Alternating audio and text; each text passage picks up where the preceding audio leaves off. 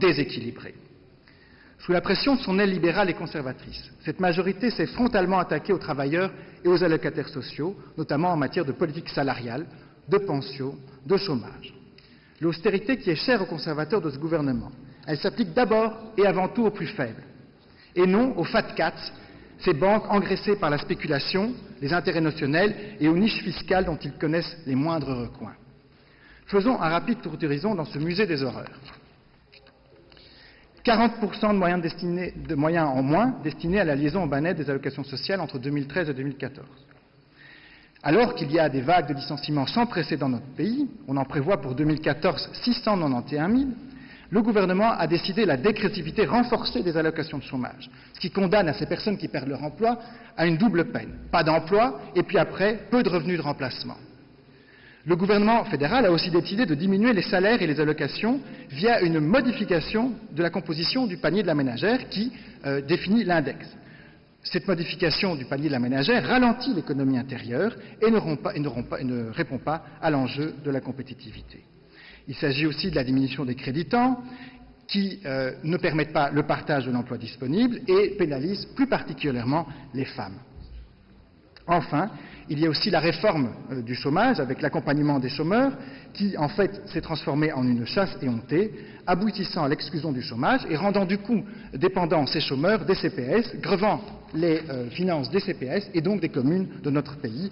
J'en passe et des bien pires. Vous noterez que ce gouvernement n'a pas attendu l'assentiment du traité pour appliquer ces mesures antisociales.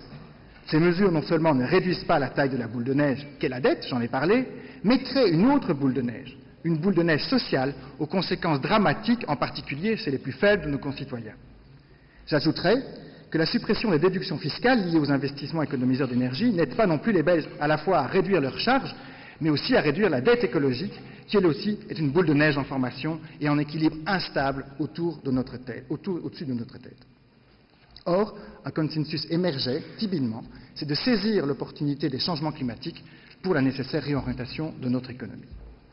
Dans le plan national de réforme que le gouvernement a récemment présenté devant le comité d'avis fédéral chargé des questions européennes, il a été confirmé que ce gouvernement avait fait le choix de présenter à la Commission une trajectoire budgétaire qui allait bien au-delà de ce que le traité et le six-pack imposent.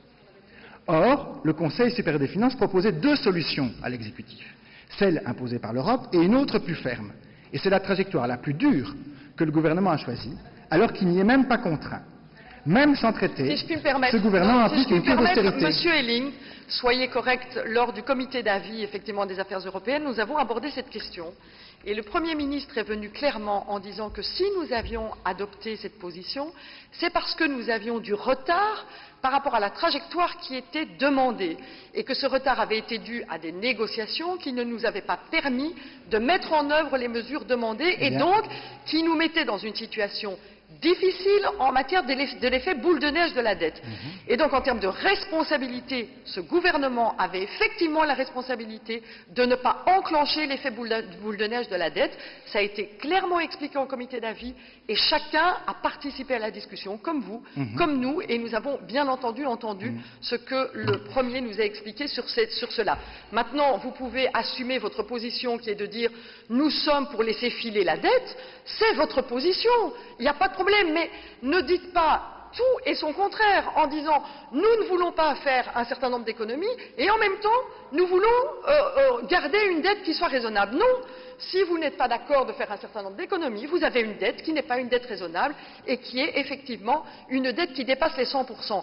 Et je pense que vous êtes d'accord pour dire qu'une dette qui dépasse les 100%, ça vient sur les générations futures. Ce sont des dépenses que nous ne pouvons pas engager aujourd'hui parce qu'elles sont sur les générations futures. Et donc, en matière de développement durable, Monsieur Ellings, je trouve que vos raisonnements, il n'est absolument pas durable. Merci. Oui, mais Madame Maréda, si vous me laissez terminer, vous auriez peut-être entendu la deuxième partie de mon intervention qui explique où il faut aller chercher ces moyens pour combler le déficit budgétaire et certainement pas dans la poche des plus pauvres comme votre gouvernement, dans la majorité de laquelle vous vous trouvez. Comme par hasard, c'est parce que ce gouvernement prend de mauvaises mesures qu'il se place mieux que la plupart des pays européens.